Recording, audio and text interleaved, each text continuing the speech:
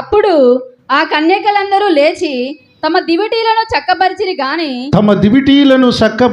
గాని బుద్ధి లేని ఆ కన్యకలు మా దివిటీలు ఆరిపోవచ్చున్నవి గనుక మీ నూనెలో కొంచెము మాకియుడని బుద్ధి గల వారిని అడిగిరి. అందుకు బుద్ధిగల కన్యకలు మాకు మీకు ఇది చాలదేమో మీరు అమ్మవారి వద్దకు పోయి కొనుక్కొనుడని చెప్పిరి.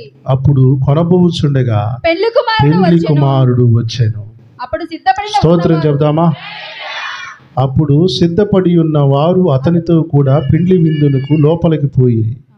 అంతటా తలుపు వేయబడి ఆ తర్వాత తక్కిన కన్యకలు వచ్చి అయ్యా మాకు తలుపు తీయమని అడగగా అతడు నిమ్ము నెరుగరు. బైబిల్ గ్రంథంలో ద్వితీయోపదేశ కాండము అని ఒక గ్రంథం ఉంటుంది. ఆ గ్రంథాన్ని ఎందుకు రాసినారంటే మోసే గారు రాశాడు దాన్ని. 5 కాండాలను రాసి 5 కాండాలను ఆయన రాశాడు. ఆది కాండము నుండి నిర్గమాకాండము, లేవ్యాకాండము, సంఖ్యాకాండము. అసలు వాస్తవానికి 4 లెక్క. ద్వితీయోపదేశ కాండం ఎందుకు రాయాల్సి వచ్చిందంటే జరిగిన వాటినన్నిటినీ 4 కాండాలలో మరలా రిపీట్ చేయడానికి రాసినదే ద్వితీయం అంటే రెండోసారి చెప్పవలసి వచ్చింది. దానికి పేరు ద్వితీయోపదేశ కాండము. రెండోసారి చెప్పడాన్ని ద్వితీయోపదేశ కాండం. ద్వి అంటే రెండవసారి అని అర్థం. గత శుక్రవారం రోజున ప్రభువు నాకు ఇచ్చిన ఉపదేశ క్రమములో భాగంగా మరలా రిపీటెడ్గా ఈ వాక్యాన్ని అందించడానికి పరిశుద్ధాత్మ దేవుడు నన్ను నడిపించిన విధానాన్ని బట్టి నేను సంతోషిస్తున్నాను. ఈ వాక్యమును గత శుక్రవారం కూడా నేను ప్రభు సేవకుడిగా మాట్లాడాను. ఎందుకంటే మనందరికీ తెలుసు కదా, బుద్ధి లేని కన్యకలు, బుద్ధి కలిగిన కన్యకలు. ఈ బుద్ధి లేని కన్యకలు, బుద్ధి గల కన్యకల గురించి నేను కొన్ని 100 సార్లు విన్నాను, చదివాను.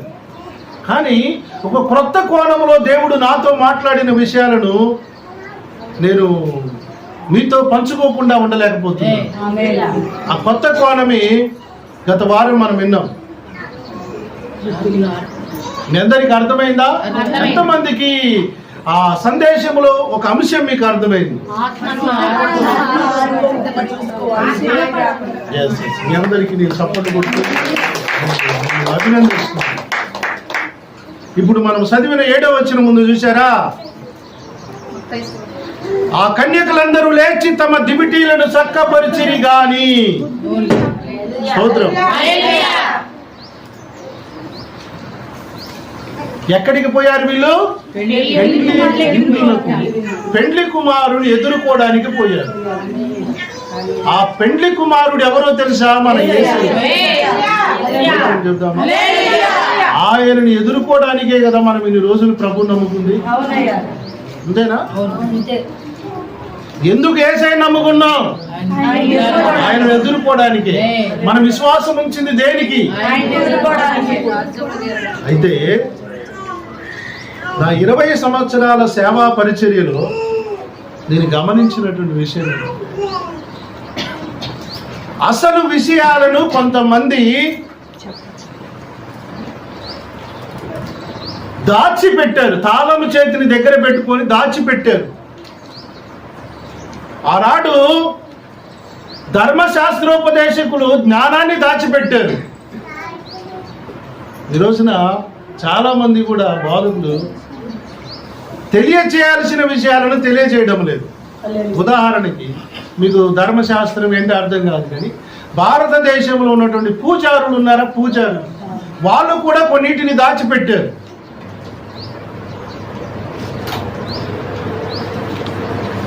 గుండు కొట్టుకో, తలనీలాలివు,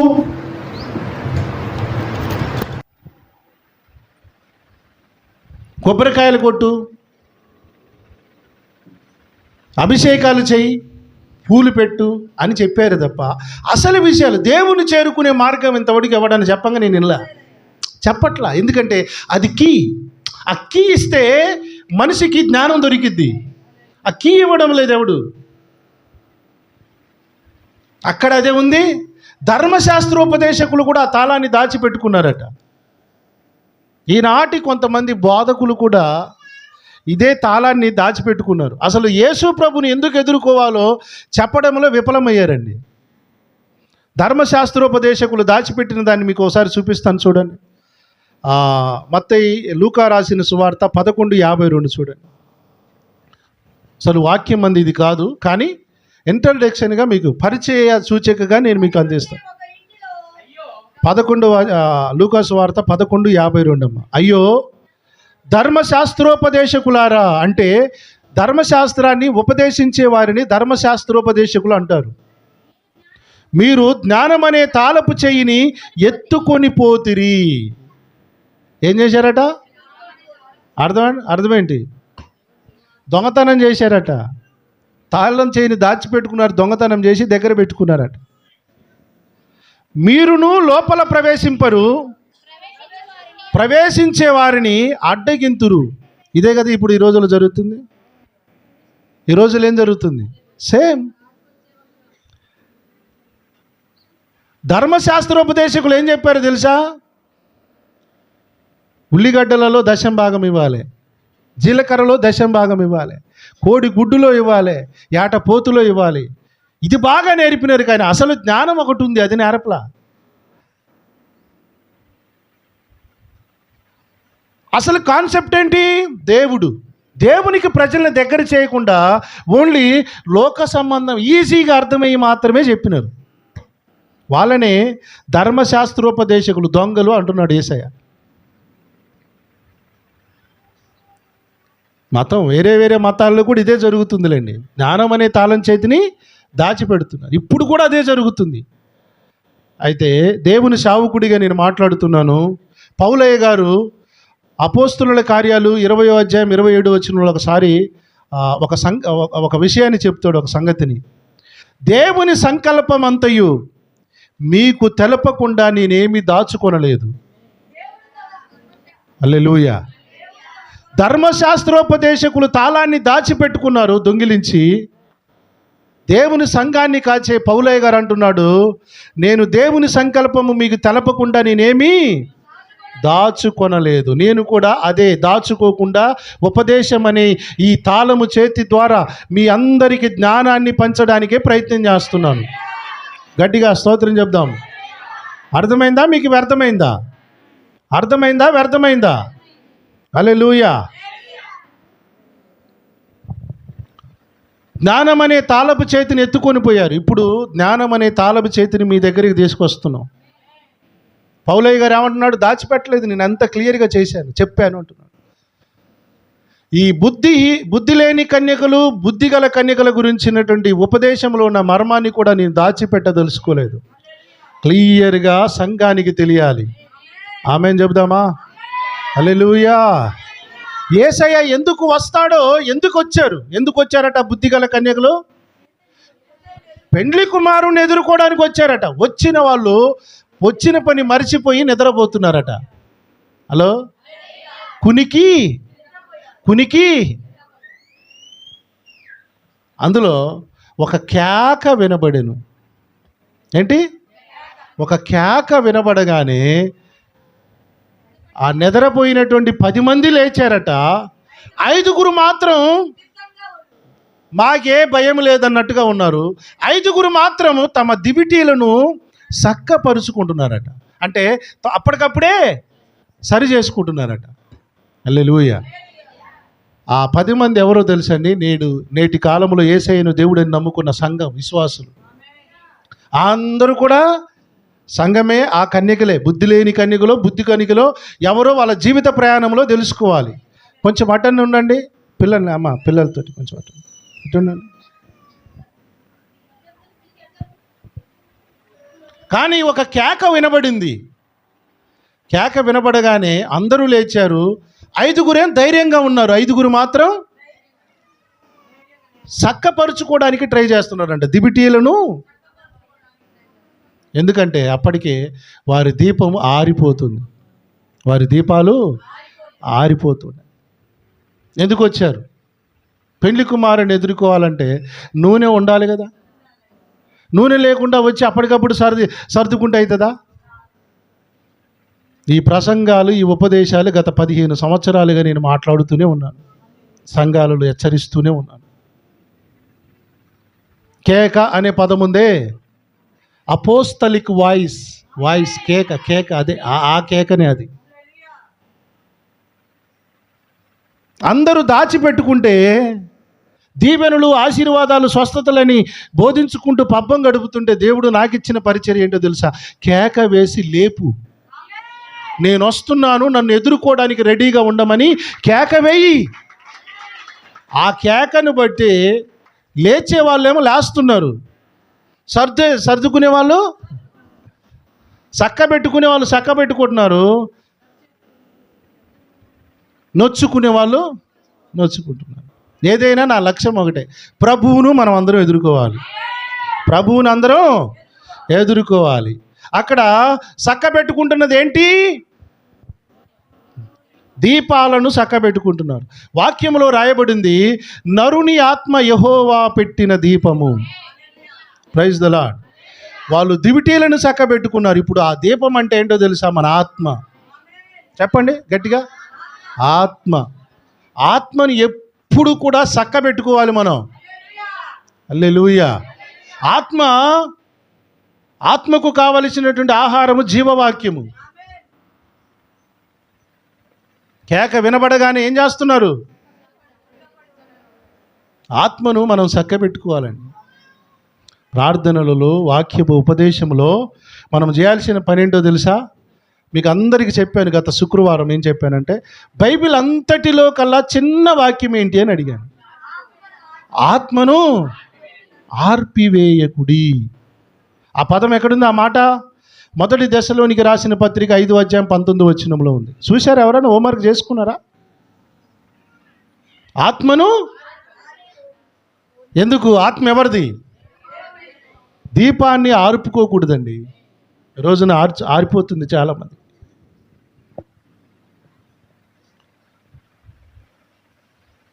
పెట్టుకోవడం అంటే అర్థం ఏంటని చెప్పాను మీకు.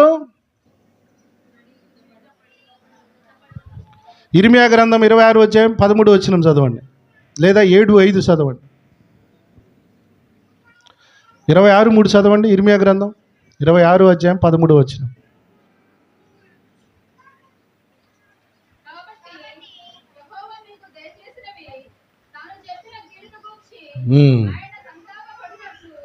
మీరు మీ మార్గములను మీ క్రియలను చక్కపరుచుకొని మీ దేవుడైన యెహోవా మాట వినుడి. ఆత్మను చక్కబెట్టుకోవడం అంటే అర్థం ఏంటో తెలుసా? తల స్నానం చేయడము, తల నీలాలు ఇవ్వడము కాదు. మన మార్గాలను, మన క్రియలను మనము చక్కపరుచుకోవాలి. ప్రభువు కోరుకున్నటువంటి విధానం అదే. మార్గాలు చక్కపరుచుకోవాలి, మన క్రియలు చక్కపరుచుకోవాలి. అదే ఆత్మ ఆరిపోకుండా ఆత్మను వెలిగించుకునేటువంటి ప్రక్రియ.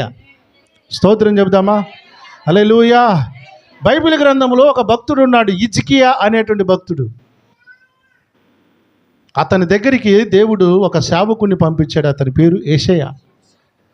ఏమని పంపించాడంటే, హిజ్కియా, నీవు సావబోతున్నావు, నువ్వు చనిపోయేలోగా నీ ఇంటిని చక్కపరుచుకో, చక్క పెట్టుకో అని చెప్పాడండి. దేవునికి స్తోత్రం. చక్క పెట్టుకో అని చెప్పాడు. చెప్పి వెళ్ళిపోతున్నాడు. ఆయన పని ఆయన చేసుకుంటున్నాడు. ఒక్కసారి గోడ తట్టు తన తలని పెట్టాడు. పెట్టి, తండ్రి, నీ మందిరంలో నేను ఏ రోజు కూడా అక్రమంగా, అన్యాయంగా ఒక్క రూపాయి కూడా నేను తినలేదు కదా, లంచం కూడా తీసుకోలేదుగా ప్రభువా, నేను ఏ రోజు అక్రమంగా కూడా నడుచుకోలేదుగా ప్రభువా, దయతో నీ కృపతో నన్ను జ్ఞాపకం చేసుకొని ప్రార్థన చేసుకున్నాను. హల్లెలూయా. దయతో జ్ఞాపకం చేసుకో. ప్రార్థనలు దేవునికి ఆర్డర్ లేయకూడదు, చెప్పు తీసుకొని కొట్టాలి వాళ్ళని. దేవునికి ఆయన ఏదో బాగున్నట్టు ఆర్డర్ లేస్తుంటారు దేవునికి. దేవా నువ్వు కరుణించవా, ఇష్టమా? నీకు ఆయన బానిస ఆయన? దేవుని కాడ ఎలాగ వినయంగా చేసుకోవాలి, తగ్గింపుతో చేసుకోవాలి. ఆ పిల్లల్ని కొంచెం కంట్రోల్లో పెట్టుకున్నాను, నడిపింపు తగ్గుతుంది, నడిపింపు వెళ్ళిపోతుంది. హల్లెలూయా. యెషయా గ్రంథం 38:1 ఉంటుంది అక్కడ, కృపతో నన్ను జ్ఞాపకం. ఆ మాట హిజ్కియా అనగానే బైబిలు దేవుని మీద ఆసక్తి ఉన్న వాళ్ళు వెంటనే వెళ్ళిపోతారు ఆడికి, వెంటనే వెళ్ళిపోవాలి. కొంచెం బయటికి తీసుకెళ్ళి బాబు.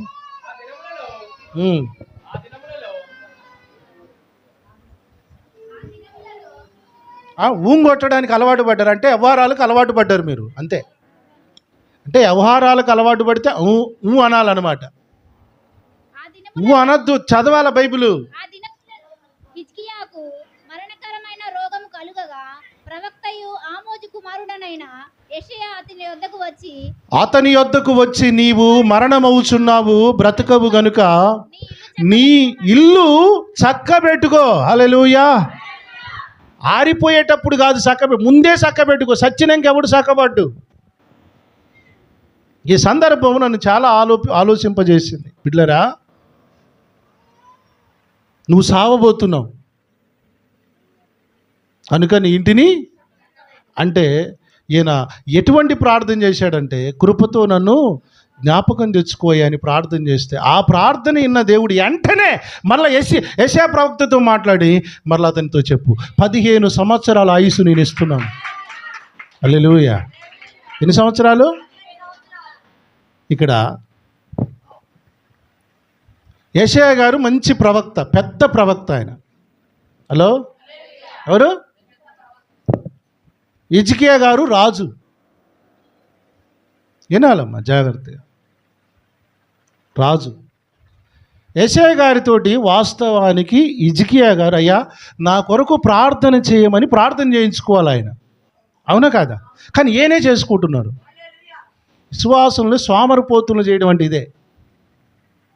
విశ్వాసులు పనికిమాలోలు కావడానికి కారణం ఏంటంటే, నా దగ్గరికి రా, నేనే ప్రార్థన చేస్తా, నేనే నీ రోగం తగ్గిస్తా అని అంటమే సోమర్తనం. నీ ప్రార్థన నువ్వు చేసుకోవాలి. హిజ్కియాకి ఎవరు ప్రార్థన చేశారు? ఆయనే చేసుకున్నాడు. దేవుని వైపు తిరిగి దేవునికి చెప్పుకున్నాడు, అయ్యా నేనేంటో నీకు తెలుసు కదా ప్రభు, నేనేంటో నీకు తెలుసు కదా ప్రభు అని ప్రార్థన చేస్తే, హిజ్కియా గారి ప్రవక్త గారి ప్రమేయం లేకుండా 15 సంవత్సరాలు ఆయుష్ ఇచ్చాడు సార్. ఎవరు? 15 సంవత్సరాలు ఆయుష్ ఇచ్చాడు. చక్క పెట్టుకుంటానని నీ నోటితో నువ్వు చెప్పాలి. నేనేం చెప్తా? ఇప్పుడు మేము పాస్టర్లం, మేము సేవకులం, దేవుని యాజకులం, మేమేం చెప్పగలుగుతాం నీ గురించి? ఇప్పుడు నేను నీ కొరకు ప్రార్థన చేసినా సుట్ట తాగను, బీడి తాగను, మందు తాగను, అబద్ధాలు ఆడని చెప్పాల్సింది నువ్వు నీ ఇల్లు చక్క పెట్టుకునే నువ్వు, నేను కాదు. ఏమని ప్రార్థన చేద్దాం? ప్రభువా దీవించు, కృపతో అని మేము ఏదో డబ్బా ప్రార్థన చేసిపోతాం. తర్వాత అసలు ఒప్పుకోవాల్సింది ఎవరు? నువ్వే.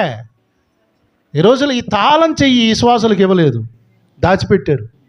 నీ ప్రార్థన నువ్వు చేసుకుంటే దేవుడు వింటాడు.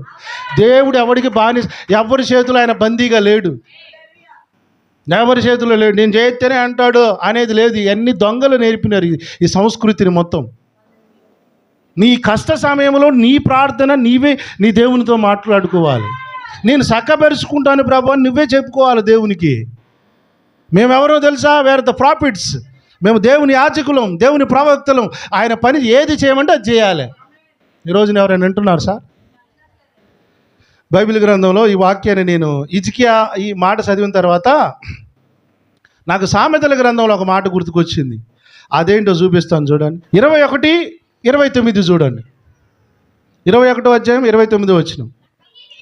భక్తిహీనుడు తన ముఖమును మార్చుకొనును, యథార్థవంతుడు తన ప్రవర్తనను చక్కపరుచుకుంటాడు. స్తోత్రం చెప్పండి.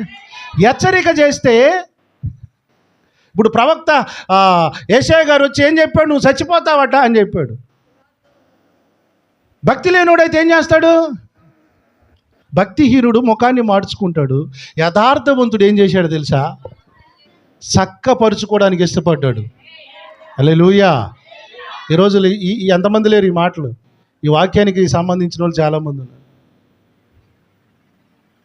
ఉన్న మాట అంటే ఉలికి ఎక్కువ. యథార్థవాది లోక విరోధి. దేవుడు చెప్పమన్నది చెప్తే ముఖం మార్చుకుంటాడు. అందరూ మంచోళ్ళ పోతారులే, తొందరలోనే పోతావు, ఏం తొందర లేదు, తొందర పోతావు. నువ్వు చక్కపరుచుకోమని చెప్పమన్నాడు, చెప్తున్నావు. వెనకపోతే పెట్టుకో, మూతి ముడుచుకో. ఏ ఉడికి నష్టం? మాకేమన్నా నష్టమా? మమ్మల్ని చెప్పమన్నది చెప్పాలి మేము. మూతి ముడుచుకుంటాము, ముడుచుకో. చక్కపరుచుకుంటాము, నీ ఇష్టం. సర్లే ఎస్ఐ గారు పోయి రాపో అంటే ఏమైతే నువ్వే సస్తావు. 15 సంవత్సరాలు ఆయుష్ ఆగినట్టేగా. ఆపుకునేది ఎవరు? నువ్వే. మూతి ముడుచుకోకూడదు. హెచ్చరించినప్పుడు సరి చేసుకోవాలి, చక్కపరుచుకోవాలి. స్తోత్రం. చక్కపరుచుకోవాలి. మూతులు ముడుచుకుంటే ఏమవుతుంది? రోగాలు వస్తాయి, శాపాలు వస్తాయి, తెగుళ్ళు వస్తాయి. అందుకనే హెచ్చరిక పరిచర్య ఎవరు చేయట్లేదు. మీరు చూసారా? హెచ్చరిక పరిచర్య ఎవరు చేయట్లేదు. ఎందుకంటే మనుషులు శత్రువులు అవుతున్నారు, మనుషులు పగబడుతున్నారు, మనుషులు మూతులు ముడుచుకుంటున్నారు. 10-15 సంవత్సరాలైంది. ఎవడు ఎన్ని పగలు పెట్టుకున్నా, ఎవడు ఎన్ని మూతులు మరుచుకున్నా, ఏ తల్లి మహానుభావులు ఎంత ఏడి చచ్చినా, నేను ప్రకటించేది నన్ను ప్రకటించమన్నది ప్రకటిస్తూనే ఉన్నా. మార్చుకొని చక్కపరుచుకుంటే మీరు బతుకుతారు రా నాయన. నాకేం లాభం? మీరే ఇప్పుడు ఆయుష్ వచ్చింది ఏసయ్య గారికా హిజ్కియా గారికా? అసలు ఏసయ్య గారి ప్రార్థన చేశాడు ఆయనకి. రా హిజ్కియా రా కూర్చో, మా గురించి ప్రార్థన అన్నాడా? అసలు వండర్ ఏంటంటే ఒక దైవ సేవకుని ప్రార్థన ప్రమేయమే లేకుండా తన ప్రార్థన వల్లనే ఆయుష్ పెరిగింది ఆయనకి. ఇది 2 సంవత్సరాలు ఈ తాళంచి ఎవరు చేపట్ల, ఈ దాచిపెట్టారు ఇవన్నీ. స్తోత్రం చెప్పండి. చక్కపరుచుకుంటాను ప్రభువా, నేనేం తప్పు చేశాను? నేను లంచం కూడా ఏం తెలియదుగా ప్రభువా. ఒక్కసారి కృపతో జ్ఞాపకం తెచ్చుకోండి. దేవుని హృదయాన్ని కదిలించింది సార్ ఆ ప్రార్థన. అసలు ఆ ప్రార్థన, అరే దేవా నన్ను నువ్వు బతికిస్తే నేను నీకు పెద్ద మందిరాన్ని కట్టిస్తాను అనలే. కృపతో జ్ఞాపకం అంటే కృపకి ఎంత వాల్యూ ఇస్తున్నాడు చూడండి. మాది ఉంది ప్రభు, రాజ్యం నీదే, మా బ్రతుకంతా నీదే కదా ప్రభు. అంతమందికి అధికారాలు దీవెనలు వస్తే ఆగరు. నాది మాది మాది చెప్పుకుంటారు. అలాంటి వాళ్ళని దేవుడు జ్ఞాపకం తెచ్చుకోడు. కృపతో ఆ చిన్న ప్రార్థన ఇన్స్టెంట్లీ సార్ ఆ ఏసయ్య గారు గది దాటకం, మెట్లు కూడా దాటలేదు, వచ్చేసాడు అన్నమాట. అరే ఏసయ్య హిజ్కియా 15 సంవత్సరాలు అంటాయి గ్రాంట్ శాంక్షన్ అన్నాడు. క్యాన్సర్ వ్యాధి సార్ అది. హిజ్కియాకి వచ్చిన రోగం అంటే తెలుసా? క్యాన్సర్ వ్యాధి. ఆ కాలంలోనే ఇక అది వచ్చిందంటే ఇక చచ్చిపోవడమే. అలాంటి వ్యాధి నుంచి 15 సంవత్సరాలు ఆయుష్ ఇచ్చాడు. దానికి కారణం ఏందో తెలుసా?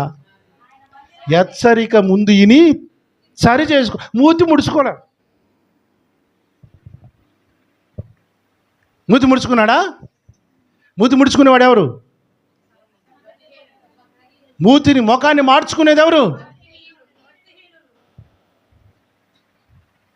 భక్తిహీనులకి హెచ్చరిక లెక్క.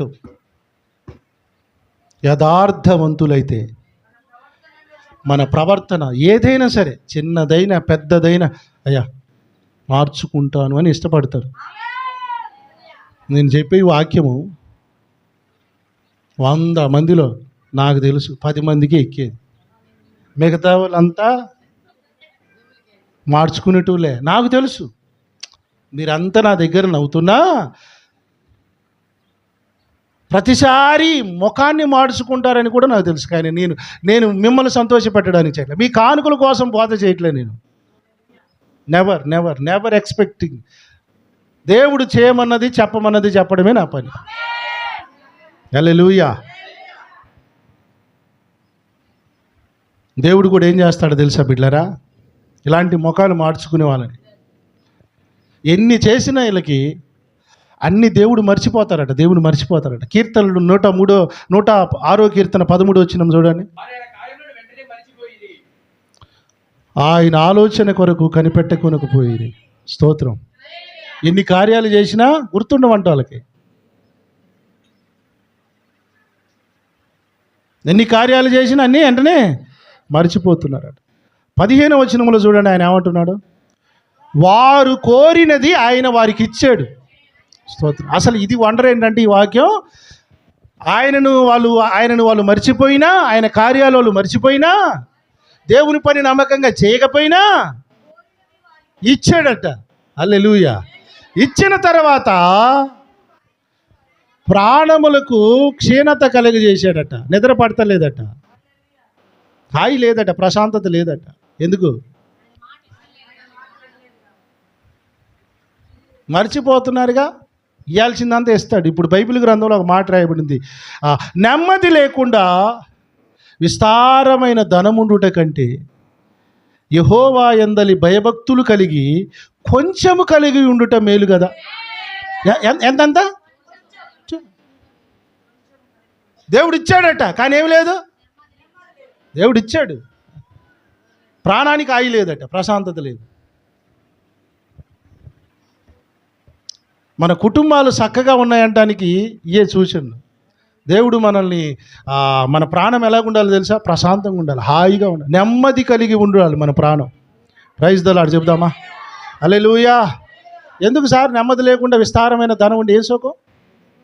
కడుపు నిండా అన్నం తినలేవైతే, కంటి నిండా నిద్రపోవైతుంది, మనసులో ప్రశాంతత లేదా.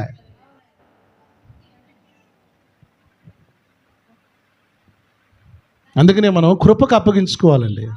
కృప ఉంటే ఏముంటుంది? ప్రభు ఏది ఉన్నా మాకు సంతోషం, ఏమి లేకపోయినా ఇది అర్థం కావాలి మనకి. హల్లెలూయా. అయ్యా, నీవు నాకు ఇచ్చిందంతా నీదే కదా, నీ బలము నీదే, మాదేముంది ప్రభువా? యెహోవా ఇచ్చేవాడు నువ్వే. ఈ మాటలు వస్తాయి సార్ ఎవరికి? కృపలో ఉన్న వాళ్ళకి. హల్లెలూయా. వచ్చినవని పొంగరు, లేదని ఏమంటారు, తుస్సున బోరు. పొంగుడు ఉండకూడదు. కృపను బట్టి హృదయం నెమ్మదిగా ఉంటుంది. హల్లెలూయా. గట్టిగా స్తోత్రం చెప్తామా? కీర్తనల గ్రంథం సామెతలు 1:33 ఒక మాట ఉంది. భయపడరంట వీళ్ళు. ఉపదేశం అంటే ఎలాంటి వాక్యాలు వింటే భయపడరట. కరువులు వస్తాయట, భయపడరట వాళ్ళు. స్తోత్రం చెప్పండి అమ్మా. ఉపదేశం వింటేనంట సురక్షితంగా, అంటే కరువు రాబోతుంది, రోగం రాబోతుంది,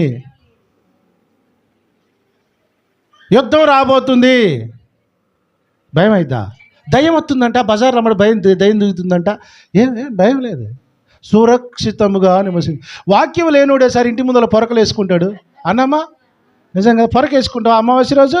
వేసుకోమ్మా. వాక్యం ఉంటే ఎలాగుంటారు? Praise the lord. సురక్షితముగా. ఉపదేశం లేనోడు ఈ భయాలు ఉంటాయి. ఏదో అవుతుందంట. ఇవన్నీ అయితే అని దేవుడు చెప్పలేదు నీకు? లోకంలో ఏదైనా ఇంతలు జరిగినప్పుడు బ్రహ్మంగారు ఎప్పుడో చెప్పాడండి అంటారు. బ్రహ్మంగారు ఎప్పుడు, యేసుప్రభు ఎప్పుడు చెప్పలే నీకు? ఏం చేస్తున్నావు? చర్చికి వచ్చి నిద్రపోతున్నావు. ఉపదేశమును అంగీకరిస్తే, ఉపదేశాన్ని వింటే సురక్షితంగా ఉంటామట. ఏదో కీడు వస్తుందన్న భయమేది ఉండదట, నెమ్మదిగా ఉంటారట. Praise the Lord. నీ వాక్యమే నన్ను బ్రతికించే. ఇదే ఇందుకే అప్పులు ఏదో అవుతాయి, కీడేదో వస్తుంది, యుద్ధం ఏదో వస్తుంది అంటే భయపడరట. ఎందుకు? ఇవన్నీ మాకు తెలుసు. అందుకనే వాక్యమేనండి అమ్మా. ఉపదేశాన్ని, ఆ వాక్యం అనే దీపం, ఆ ఆయిల్ మీ దగ్గర ఉంటే దీపాన్ని వెలిగిస్తుంది. హల్లెలూయా. ఇప్పుడు ఆ బుద్ధి లేని కన్యకలు ఏం చేస్తున్నారు? నూనె అయిపోయింది, అప్పటికప్పుడే సరి చేసుకుంటున్నారట. సంవత్సరానికి ఒకసారి వాక్యం వింటే నీకు నీ ఆత్మకి నూనె ఎక్కడిది? అందుకనే భయపడి అమ్మో కీడులు వస్తాయేమో అని భయపడి సూసైడ్లు చేసుకుంటారు కొంతమంది. అమ్మో ఏదో అయిపోతాడు. అప్పులు ఎక్కువైనా కూడా మనుషులు తట్టుకోలేరు. అన్నీ ఉన్నప్పుడు ఆనందంగా అన్నీ అనుభవిస్తాం, బాధలు రాగానే ఇట్ అయిపోయినా ప్రాణానికి ధైర్యం ఉండదు. ధైర్యం ఉపదేశం వలన వస్తుంది. నెమ్మది కలుగుడే ఏమవుతుంది? యేసు రక్తమే చేయం. ఏంది సార్ దేవుడు, మనం అందరం బయలుదేరినప్పుడు మనకి పారగాని చెప్పులు కూడా లేవు సార్. యేసు రక్తమే చేయం.